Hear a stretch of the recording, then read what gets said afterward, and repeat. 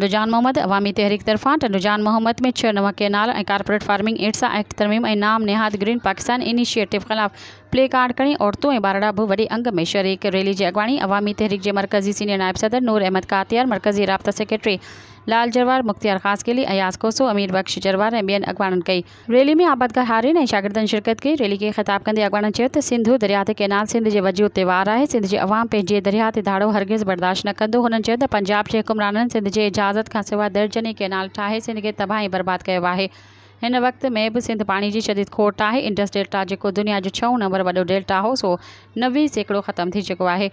पहिरियां हिंदुस्तान जे रेगिस्तानी इलाइक़नि राजस्थान खे आबाद करण लाइ जनरल अयूब सिंध दरिया खे भर्ती कंदड़ सिंध जो 3 नदियूं हिंदुस्तान खे विकिरो कयूं। हाणे वरी बिलावल शहबाज़ इत्तेहादी सरकार पंजाब जे चुलिस्तान जे रेगिस्तान खे आबाद करण लाइ समूरो सिंध दरिया जे कारपोरेट फार्मिंग कंपनी खे विकिरो करे रही आहे।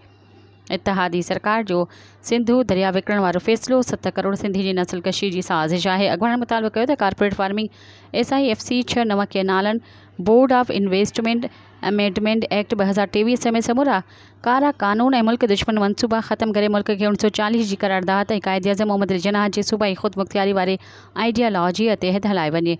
सिंध खे सिंध जे हिसे जो पाणी ॾेई TB ऐं CG लिंक केनाल समेत पंजाब जे समूरा धाड़ियल वाह ऐं केनाल बंदि कया वञनि।